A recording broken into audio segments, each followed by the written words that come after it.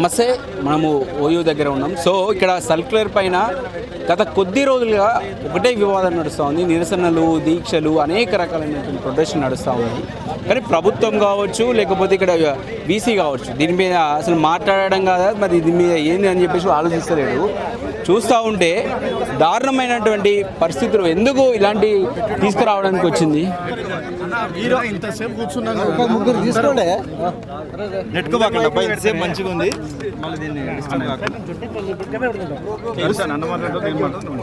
ఉస్మానియా యూనివర్సిటీలో విద్యార్థుల సమస్యలు పరిష్కరించాలని, విద్యార్థుల సమస్యలు పరిష్కరించమని అడుగుతున్న విద్యార్థి నాయకుల హక్కులని, విద్యార్థుల హక్కులని, గొంతులని మూసివేసే విధంగా ఇచ్చిన సర్క్యులర్ని రద్దు చేయాలని డిమాండ్ చేస్తూ ఐక్య విద్యార్థి సంఘాల ఆధ్వర్యంలో ఉస్మానియా యూనివర్సిటీ ఆర్ట్స్ కాలేజ్ ప్రాంగణంలో నిరసన దీక్ష నిర్వహించాం.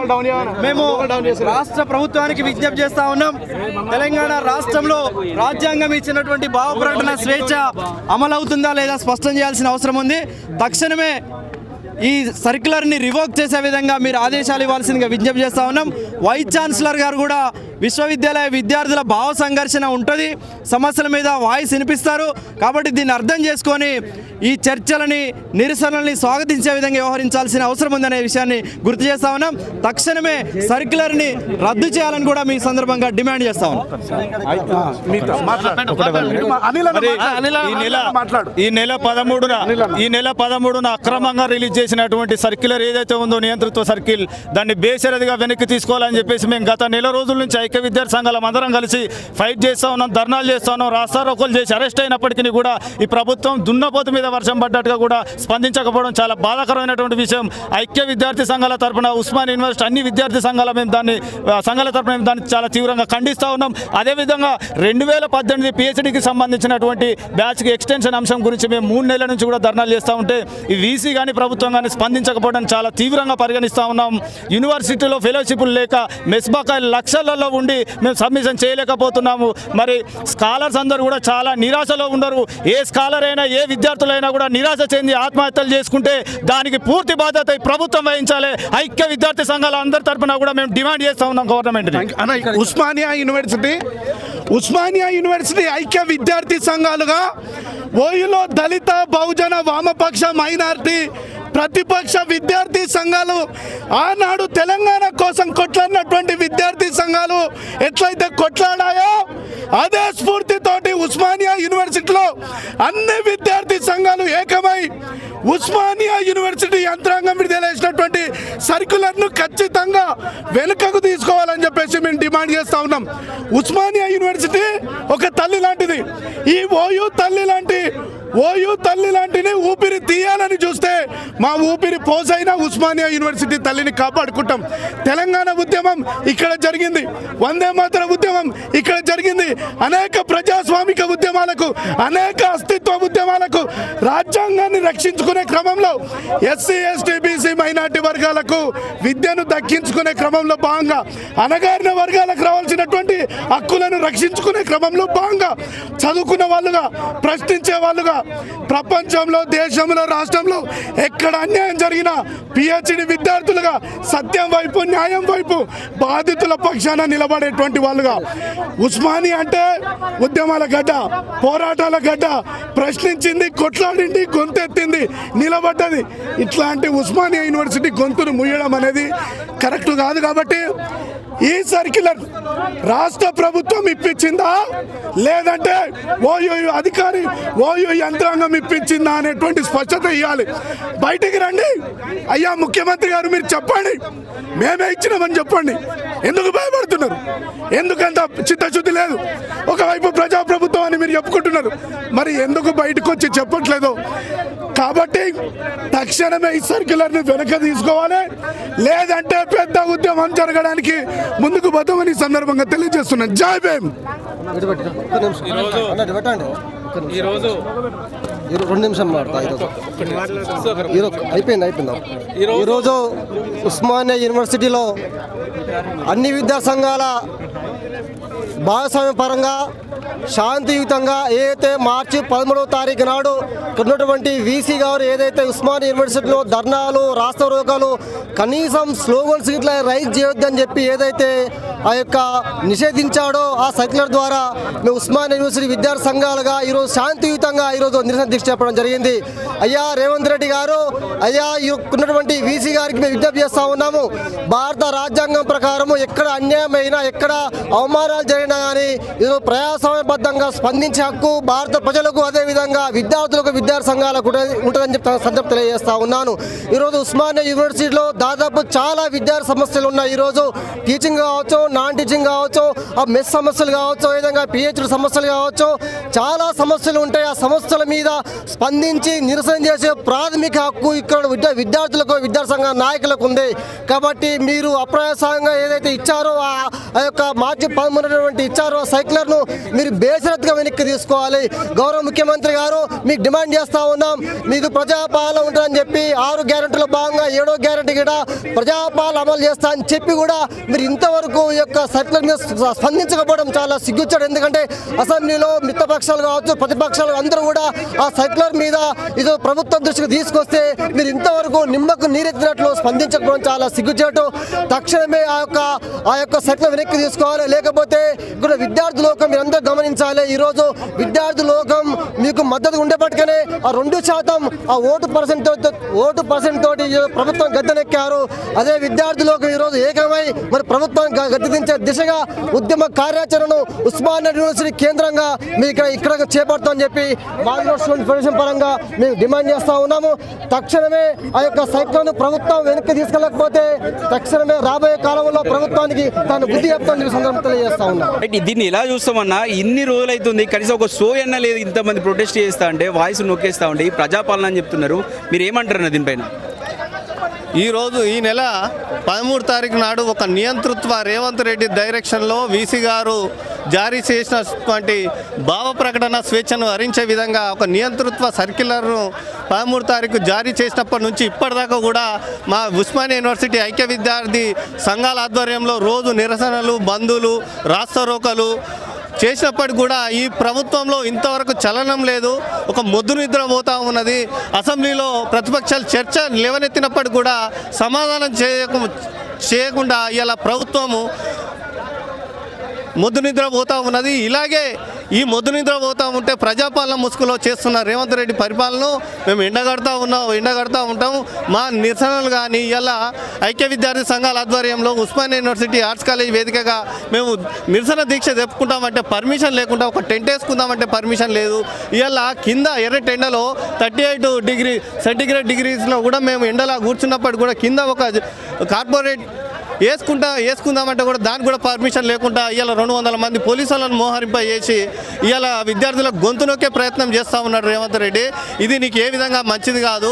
ఇవాళ నువ్వు ఇక్కడ ప్రతిపక్షాలు ఏ పార్టీ ఉన్నా ఆ పార్టీకి వెనుదని ఓయూ నిలబడ్డది. మరి ప్రతిపక్షాలు అంతా పెద్ద సపోర్ట్ చేస్తారు. ఇన్ని రోజులు అవుతున్నా మీరు ఏమంటారు? ప్రతిపక్షాలు ఎందుకు సపోర్ట్ చేస్తలేదు? ఇవాళ మా బీఆర్ఎస్ పార్టీ ఎక్కడికక్కడ అసెంబ్లీలో కావచ్చు, ఇవాళ ప్రెస్ మీట్లలో కావచ్చు, మేము చేస్తున్న ఉద్యమానికి కావచ్చు మాకు సపోర్ట్ చెప్తాను. ఈరోజు కూడా మేము చేస్తున్న ఉద్యమానికి మాజీ ఎస్సీ ఎస్టీ కార్పొరేషన్ చైర్మన్, ఇవాళ మాజీ ఈ ఉస్మానియా యూనివర్సిటీ విద్యార్థి, పిహెచ్డి స్కాలర్, డాక్టరేట్ పొందినటువంటి డాక్టర్ ఎర్రల సీనన్న గారు వచ్చి మాకు ఇవాళ మద్దతు తెలిపారు. అలాగే చాలామంది ఎమ్మెల్యేలు కావచ్చు, ఇవాళ మాకు మాజీ మంత్రులు కావచ్చు, మాకు సపోర్ట్ తెలుపుతూనే ఉన్నారు. వాళ్ళ గొంతు కూడా వినిపిస్తూనే ఉన్నారు. ఇవాళ ఒకటే అన్న ఏం లేదు. ఇవాళ విద్యార్థుల నిరుద్యోగుల పేరు చెప్పుకొని ఇవాళ ఇదే ఉస్మానియా యూనివర్సిటీ గడ్డమించి రేవంత్ రెడ్డి సభలు పెట్టుకొని ఇవాళ ప్రభుత్వంలోకి వచ్చిండు. సీఎం అయి విజయోత్సవ సభలు పెట్టుకొని గద్దెనెక్కి కూర్చుండి ఇదే విద్యార్థి సంఘాలు ఇవాళ ఫీజు రియంబర్స్మెంట్ మీద కావచ్చు, ఇవాళ స్కాలర్షిప్ల మీద కావచ్చు, ఇవాళ మెస్ బిల్లుల మీద కావచ్చు, ఇవాళ గురుకులాలలో 48 మంది విద్యార్థులు చనిపోతే ఆ విద్యార్థుల మరణాల పట్ల కూడా అడుగుతారని, ప్రశ్నిస్తారని, అన్నముల పురుగులు వస్తుంటే ప్రశ్నిస్తారని విద్యార్థినులకు ఇలా మహిళా విద్యార్థులకు హాస్టళ్లలో నీళ్లు రాకపోతే వాళ్ళు 12 గంటల రాత్రి దాకా ధర్నా చేస్తూ ఉన్నారు. ప్రతి ఒక్క అంశం మీద ఈ గవర్నమెంట్ను ప్రశ్నిస్తారనే ఉద్దేశంతోనే ఈ నియంతృత్వ సర్క్యులర్ను జారీ చేసి రేవంత్ రెడ్డి మా గొంతులోకి ప్రయత్నం చేస్తూ ఉన్నాడు. మేము చూస్తూ ఊరుకోము. మలిదశ ఉద్యమంలో ఏ విధంగానైతే మేము మా ఉద్యమ ప్రతిపాదించి తెలంగాణ రాష్ట్రాన్ని సాధించుకున్నామో రానున్న రోజులలో కూడా మిలిటెంట్ ఉద్యమాలు చేసైనా సరే, రాస్తా రోకలు చేసైనా సరే, ఇలా మేము ఆమరణ నిరాహార దీక్ష చేసైనా సరే మేము ఈ సర్క్యులర్ను వెనుకకు తీసుకున్న దాకా నిద్రపోము. అలాగే మంత్రుల నివాసాలు మేము ముట్టడి చేస్తాం, అసెంబ్లీని ముట్టడి చేస్తాం, ఇలా గవర్నర్ ఆఫీస్ని ముట్టడి చేస్తాం. అవసరమైతే సీఎం రేవంత్ రెడ్డి ఆఫీసు ఇల్లు నివాసం కూడా ముట్టడి చేయడానికైనా మా ఐక్య విద్యార్థి సంఘాల తరఫున మేము రెడీగా ఉన్నాం, సిద్ధంగా ఉన్నాం. ఈ సర్క్యులర్ను వెనుక తీసుకునేదాకా మా ఉద్యమం కొనసాగిస్తూనే ఉంటాం. ఇది చూస్తూ ఉంటే ఎంత దారుణమైన పరిస్థితి అంటే ఓయూ సర్క్యులర్ అనేకమైనటువంటి సమస్యలు ఓయూలో ఉన్నాయి. సంబంధిత కాలేజీకి సంబంధించినటువంటి అనేక ఉన్నాయి. ఎందుకంటే ఇదే ఆర్ట్స్ కాలేజ్ ముందట ఉస్మానియా సాక్షిగా అనేక ఉద్యమాలు, వందే మాతరం ఉద్యమం కావచ్చు, లేకపోతే తెలంగాణ ఉద్యమం కావచ్చు, ఏ ఉద్యమం తీసుకున్నా ప్రతి ఉద్యమం కూడా ఇక్కడి నుంచే జరిగింది.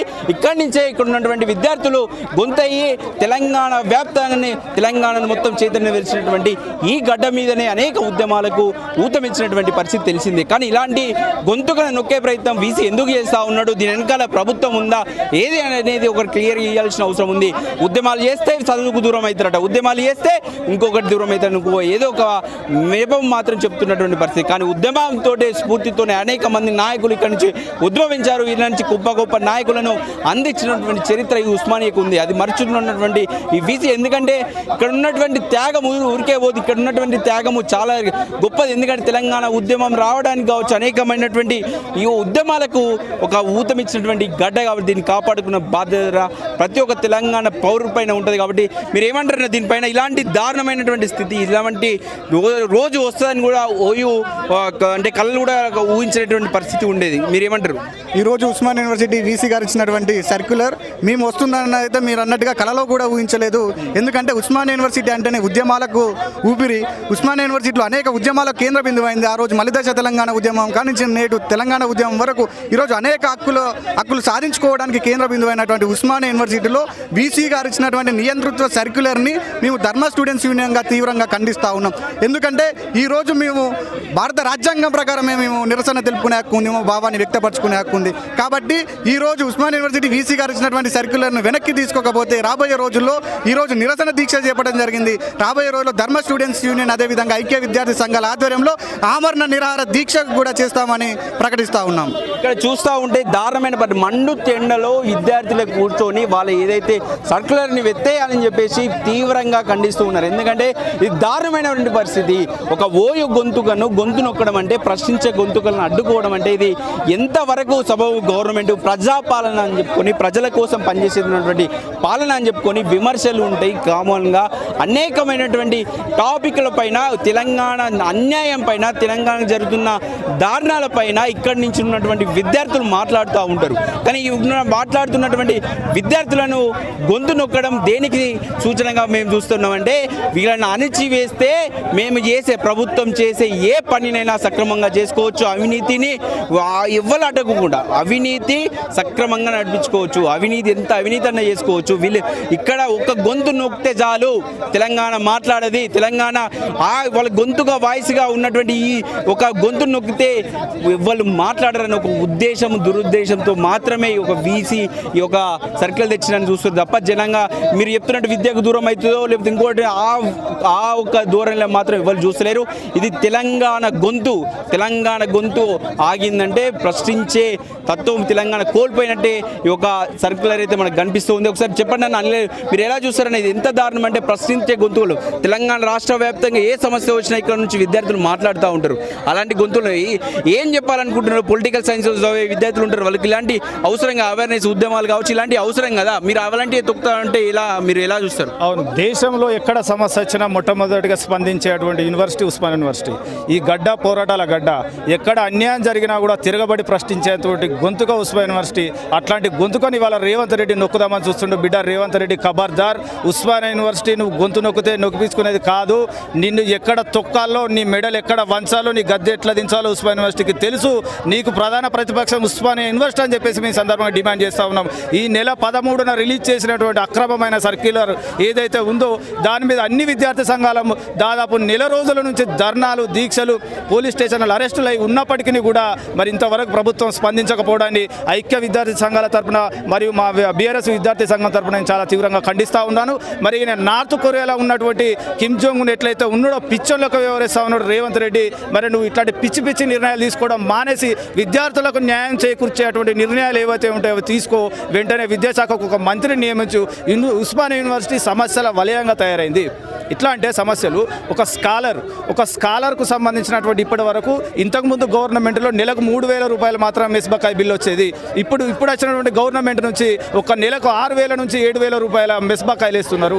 అంటే నేను సబ్మిషన్ చేసుకోవాలనుకుంటే పిహెచ్డి సబ్మిషన్ చేసుకోవాలనుకుంటే ఒక మెస్ బకాయి 90,000 రూపాయలు చెల్లించాల్సి వస్తుంది. మరి మాలాంటి విద్యార్థులకు సెంట్రల్ గవర్నమెంట్ కానీ స్టేట్ గవర్నమెంట్ కానీ 14 సంవత్సరాల నుంచి ఫెలోషిప్లు ప్రకటించలేదు. 14 సంవత్సరాల నుంచి ఇప్పటివరకు ఎట్లాంటి ఫెలోషిప్లు లేదు. మరి మాకు ఫెలోషిప్లు లేని టైంలో మేము మెస్ బకాయిలు 90,000 రూపాయలు చెల్లించి ఎక్కడ నుంచి తీసుకొచ్చి మేము సబ్మిషన్ చేయాలి. కాబట్టి మాకు దయచేసి ఒక సంవత్సరం గడువు పెంచండి అని చెప్పేసి ఈ ప్రభుత్వాన్ని వీసిని మా గొంతు అరిచేలాగా, మా గొంతు పోయేలాగా కూడా మేము అరుస్తున్నా కూడా పట్టించుకోకుండా నియంత్రితుల్లాగా వ్యవహరిస్తున్నారు. బిడ్డ మంచోళ్ళ మెడలు వంచినటువంటి గడ్డ విద్యార్థులది ఉస్మానియా యూనివర్సిటీ గడ్డ. మీ మెడలు కూడా వంచి కాంగ్రెస్ ప్రభుత్వం మెడలు కూడా వంచి మా విద్యార్థుల యొక్క సమస్యలను పరిష్కరించడం అని చెప్పేసి ఈ సందర్భంగా హెచ్చరిస్తాం. రైట్, చూస్తూ ఉంటే నిన్న మనము అంతకుముందు చూసాము హాస్టళ్లలో అరే వాష్రూమ్లు సరిగా ఉండవు, వాటర్ రావు, డ్రైనేజీస్ తక్కువ ఉండవు. అసలు అదొక హాస్టలా లేకపోతే అది ఒక్కొక్క పెంకులు ఊడిపడుతూ ఉంటాయి, ఒక పెచ్చులు ఊడిపడుతూ ఉంటాయి. అది ఎప్పుడు పడతాయి తెలియదు. అసలు దారుణమైన పరిస్థితులు మీకు చూపించడం.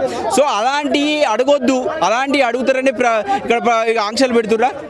ఎందుకు ధర్నాలు చేయొద్దు? ఎందుకు మీరు ప్రొటెస్ట్లు చేయొద్దు? ఎందుకు బడ్జెట్ విషయంలో చూస్తే అసలు బడ్జెటే ఇయ్యరు. వాళ్ళు బడ్జెట్ ఇచ్చింది కూడా ఎంతో కొంత ఇస్తారు. అది సరిగా ఉపయోగం అవుతుందా ఉపయోగం రాదా పక్కన పెడితే మీరు ఇలాంటి ఆంక్షలు ఇలాంటి ప్రశ్నలు వేస్తారని చెప్పేసి కదా వీళ్ళ గొంతు నొక్కుతున్నారు. ఏం అడగొద్దు మరి? ఎవరు అడుగుతారు మరి? మీరు మరి నిజంగా మనము అక్కడ పోయినప్పుడు ఆ రోజు రిజిస్టర్ దగ్గరికి ఎంత విజ్ఞప్తి చేసుకున్నాము. ఆ రోజు ఏమైంది? 6.5 గంటలు ఈ సర్క్యులర్ నియంతృత్వ సర్క్యులర్ రిలీజ్ కాకుండా ముందే 2018 పిహెచ్డి వాళ్ళకు సంబంధించి ఎక్స్టెన్షన్ కోసం 6.5 గంటలు కూర్చున్నాం. మీరు వచ్చిన ఆ రోజు 6.5 గంటలు తిండి తిప్పలు మానేసి పచ్చి మంచినీళ్ళు కూడా తాగకుండా మేము ధర్నా చేస్తే రిజిస్ట్రార్ ఎట్లా కూర్చున్న బొమ్మ లెక్క మార్నింగ్ నుంచి సాయంత్రం దాకా నా చేతిలో ఏం లేదు అని చెప్పేసి కూర్చున్నాడు తప్ప కనీసం ఈ సమస్య మీద స్పందిస్తా యాజ్ ఎ రిజిస్ట్రార్గా నేను ఇనిషియేట్ తీసుకొని సమస్యను వీసీ దగ్గర తీసుకుపోయి నేను మాట్లాడి సొల్యూషన్ చూపెడతా అని చెప్పేసి మాత్రం మాట్లాడలేదు. వీసీ కానీ రిజిస్ట్రార్ కానీ ప్రభుత్వం కానీ మా పట్ల నియంతృత్వ ధోరణి యొక్క వైఖరి మార్చుకోకపోతే మేము పెద్ద ఎత్తున ఉద్యమిస్తామని చెప్పేసి అదేవిధంగా బడ్జెట్లో యూనివర్సిటీలు అన్న ఇక్కడ చూస్తూ ఉంటే పోలీసుల వైఖరి ఇక్కడ ఎండలో కూర్చోండి, కింద మండుతూ ఉంటుంది, మీకు ఇంత ఉంది కదా కూర్చోండి, మీ సంగతి ఎందుకు తెలుస్తుంది, సాగండి ఎండలా అని చెప్పేసి వాళ్ళ ఒక వైఖరి కనిపిస్తుంది. మీరేమంటారు?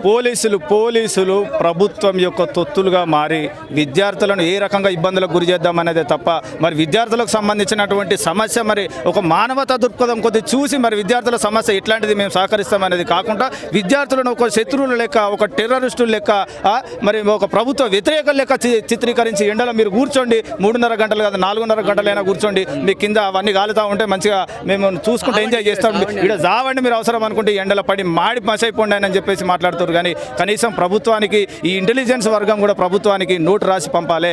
ఇంటెలిజెన్స్ నమ్ముతుంది కదా ప్రభుత్వం, ఏ ప్రభుత్వమైనా ఇంటెలిజెన్స్ అధికారులు కూడా రాసి పంపాలి. విద్యార్థుల యొక్క సమస్యలు చాలా తీవ్రంగా ఉన్నాయి ఉస్మానియా యూనివర్సిటీలో. ఇప్పటి వరకు ప్రభుత్వం ప్రకటించినటువంటి 23,108 కోట్ల బడ్జెట్లో 7.55% కేవలం. మొన్న రిక్రూట్ చేసినటువంటి టీచర్లకే సరిపోతుంది అవి జీతాలు ఇవ్వడానికి. ఒక్కటే దెబ్బకి ఎగిరిపోతే 23,108 కోట్లు. మరి మిగతా హైయర్ ఎడ్యుకేషన్ ఎక్కడ పోతుంది, ప్రైమరీ ఎడ్యుకేషన్ ఎక్కడ పోతుంది, విశ్వవిద్యాలయాల యొక్క సమస్యలకు ఎక్కడ పోతాయి?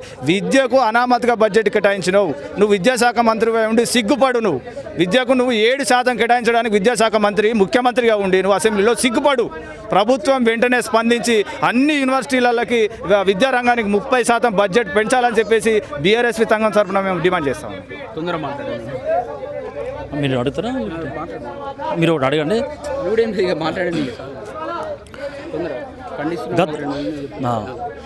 గత దగ్గర 20 రోజులకు దగ్గరికి వస్తుంది. ఉస్మానియా యూనివర్సిటీలో అప్రజాస్వామిక సర్క్యులర్ను రిలీజ్ చేసి విద్యార్థులపై ఆంక్షలు పెట్టి ఇక్కడ ధర్నాలు చేయొద్దు, రాస్తారోకాలు చేయొద్దు, మాట్లాడొద్దు, క్వశ్చన్ చేయొద్దు, యూనివర్సిటీలో ఉన్న సమస్యలు మీరు ప్రశ్నించవద్దు, ప్రొఫెసర్ల తరపున నిలబడద్దు, ఏం చేసినా మీరు సైలెంట్గా ఉండాలనే ఉద్దేశంతో వీసీ గారిని పెట్టి రేవంత్ రెడ్డి గారు ఆడుతున్న నాటకం ఇది. మీరు ఇలాంటి సర్క్యులర్ రిలీజ్ చేసి మీ విద్యార్థులపై ఇలాంటి ఎన్ని చేసినా కానీ మీరు విద్యార్థులను ఏం చేసేది లేదు. ఈ విద్యార్థులను పెట్టుకున్న ప్రభుత్వాలే కూలిపోయినాయి. మహానాయకులే ఉస్మానియాతో పెట్టుకుంటే మట్టిలో కలిసిపోయినాయి దాఖలాలని. రేవంత్ రెడ్డి నీకు గుర్తుపెట్టుకో, నెక్స్ట్ ఇలా నీకు అది ఇలా అదే పడుతుంది. ఎందుకంటే విద్యార్థులను పెట్టుకుంటే ఏం జరుగుతుందో నీకే బాగా తెలుసు. ఖబర్దార్ రేవంత్ రెడ్డి. చెప్పండి, మీరేమంటారు దీన్ని చూస్తారు? ఉస్మానియా యూనివర్సిటీలుగా జరుగుతున్నటువంటి 15 రోజుల తతంగం ఏదైతే ఉస్మానియా యూనివర్సిటీ సంబంధించినటువంటి అప్రజాస్వామికమైనటువంటి సర్కులర్ ఏదైతే దానికి వ్యతిరేకంగా ఆల్ విద్యార్థి సంఘాల ఆధ్వర్యంలో నిరసన దీక్ష చేయడం జరిగింది. అయ్యా రేవంత్ రెడ్డి గారు, మీరు అనేకమైనటువంటి పేరు మీద అనేకమైనటువంటి హామీలు ఇచ్చినటువంటి సందర్భంలో హామీలను నెరవేర్చమని అడిగితే ఇలాంటి ఆంక్షలు అడిగితే కేసులు పరిశీలిస్తే అరెస్టులు అనే విధంగా తెలంగాణ రాష్ట్రంలో ఎటు చూసినా 144 సెక్షన్ విధించినటువంటి సందర్భంలో అయ్యా రేవంత్ రెడ్డి గారు, కాంగ్రెస్ పార్టీ అంటేనే కాకీల పాలన, ఎమర్జెన్సీ పాలన తలపిస్తూ ఉంది. అయ్యా రాహుల్ గాంధీ గారు, పార్లమెంటులో ఏమో మీరు ఏం మాట్లాడుతారు, రాజ్యాంగాన్ని పరిరక్షించాలి, రాజ్యాంగం కూనైంది, ప్రజాస్వామ్యాన్ని పరిరక్షించబడాలన్నటువంటి మీరు అక్కడేమో అట్లా మాట్లాడితే తెలంగాణ రాష్ట్రంలో ప్రజాస్వామ్యం పరిరక్షించబడుతుందా? అంటే రేవంత్ రెడ్డి గారు అడుగుతే అక్రమంగా కేసులు పెట్టుకుంటా ఎక్కడ పడితే అక్కడ దేశ చరిత్రలో దేశానికి అన్నం పెట్టినటువంటి రైతుల మీద బేడు సంఖ్యలు ఇచ్చినటువంటి ఒక నికృష్ట పార్టీ ఏదైనా తెలంగాణ రాష్ట్రంలో ఉందంటే ఈరోజు కాంగ్రెస్ పార్టీకి దక్కింది. అనేకమైన విద్యార్థుల మీద అనేకమైనటువంటి కేసులు, వికలాంగులు మొన్న వాళ్ళ హక్కులను కొట్లాడితే అనేకమైనటువంటి అక్రమ కేసులు బనాయించి ఈరోజు పోలీస్ స్టేషన్ సందర్భంలో తెలిసినటువంటి సందర్భంలో అయ్యా రేవంత్ రెడ్డి గారు, ప్రతిపక్షంలో మీరు ఉన్నటువంటి సందర్భంలో ఉస్మానియా యూనివర్సిటీ కొట్టి అనేకమైనటువంటి పొంగనాలు కొట్టి అధికారంకి వచ్చిన తర్వాత అవసరం ఉన్నప్పుడు ఒక రకంగా, అవసరం లేనప్పుడు ఒక రకంగా ఈరోజు పరిపాలిస్తున్నటువంటి మీరు తీరైతుందో ఉస్మానియా యూనివర్సిటీ విద్యార్థి విభాగం తీవ్రంగా ఖండిస్తూ ఉంది. ఏదైతే మీరు తీసుకొచ్చినటువంటి సర్కులర్ను వెంటనే మరి వెనుకకు తీసుకోకపోతే మిలిటెంట్ పోరాటాలు కూడా బీఆర్ఎస్ విద్యార్థి విభాగం చేస్తుందని సందర్భంగా తెలియజేస్తాం. రైట్, చూస్తూ ఉంటే ఈ సర్క్యులర్ కంపల్సరీ ఎత్తేయాలి. ఎందుకంటే రేపు పొద్దున ఈరోజు మీరు అధికారం ఉన్నారు కదా, రేపు పొద్దున మీరు ప్రతిపక్షంలో పోతారు. అప్పుడు మీ తరపున ఎవరు కొట్లాడాలి, ఎవరు మీ తరపున వాయిసించాలి? మీరు గతంలో మీరు ప్రతిపక్షంలో ఉన్నప్పుడు కూడా ఇక్కడ ఉస్మానియా గడ్డ నుంచి చాలా ఉద్యమాలు చేశారు, చాలామంది మీకు సపోర్ట్గా నిలిచారు, మీకు వాయిస్ అయ్యి నిలిచారు గత ప్రభుత్వం మీద 10 సంవత్సరాల నుంచి. సో మీకు మళ్ళీ నెక్స్ట్ మీరు ఎప్పుడు అధికారంలో ఉన్నారు కదా, నెక్స్ట్ మీరు కూడా ప్రతిపక్షాలకు వస్తారు. అలాంటి సందర్భంలో మరి మీకు ఇలాంటి పరిస్థితులు ఎదురైతే ఎట్లా? అయితే ఇక్కడ తెలంగాణ ఒకటి ఏంటంటే, మీరు ఇక్కడ తెలంగాణ గొంతే, ఇప్పుడు ఓయూ గొంతు నొక్కిరంటే ఒక ఓయూ గొంతే కాదండి, తెలంగాణ గొంతు మొత్తం నొక్కినట్టే. ఎందుకంటే ఇక్కడ అనేక సమస్యలు ఉంటాయి, దానిపైన ఇక్కడ నుంచి మాట్లాడతారు కాబట్టి అలాంటి గొంతులను నొక్కొద్దు. ఎందుకంటే ప్రజాస్వామ్యంలో ప్రశ్న అనేది గొప్పది, ఆ ప్రశ్న ద్వారానే అనేక సమస్యలకు పరిష్కారం దొరుకుతుంది. అలాంటి ప్రశ్నకు మీరు అవకాశం ఇచ్చినప్పుడు ఎలాంటి సమస్యలు ఎలా తీరుతాయి? ఎందుకంటున్నామంటే ఇక్కడ చూస్తూ ఉంటే ఒక్కొక్క హాస్టల్లో దారుణమైనటువంటి పరిస్థితులు ఉన్నాయి. అసలు ఎవరు పట్టించుకుంటలేరు. వీసీ అసలు మరి వీటిని పట్టించుకోడు, కానీ ఈ సర్క్యులర్ అయితే ఇచ్చిండు. అలాంటివి అడగొద్దనే కదా మీరు ఈ సర్క్యులర్కి ఎంత తేవడానికి కారణం? అలాంటివి అడుగుతుర్రనే కదా, ఎవరు మాట్లాడొద్దు, మీ ఇష్టం ఉంటే సత్య సావురి లేకపోతే ఉంటుండ్రి అని చెప్పేసి ఆ హాస్టల్లో స్టూడెంట్ నుంచి ఉండమనే కదా మీరు సంకేతం ఇది ఒక సర్క్యులర్కి. మరి ఎట్లా అలాంటి అడగకపోతే ఎట్లా? విద్యార్థుల్లో ప్రశ్నించే తత్వం ఉండొద్దా? అధికార పక్షాన్ని లేకపోతే ఈ యొక్క అధికారాన్ని ప్రశ్నించే గుణము విద్యార్థుల్లో ఎలా వస్తుంది? ఇప్పుడు ఇలాంటి పరిస్థితులు ఇక్కడనే ఓయూ ఇప్పటికీ ఏదో గొంతు వినిపిస్తుందంటే అది ఒక ఓయూయే. ఒక్క యూనివర్సిటీలోనే అసలు ప్రశ్నలు కావచ్చు, విద్యార్థులు కావచ్చు, ఇలా ఉన్నటువంటి సమాజంలో ఒకరైనా ప్రశ్నించే గొంతుకలు ఉన్నాయా?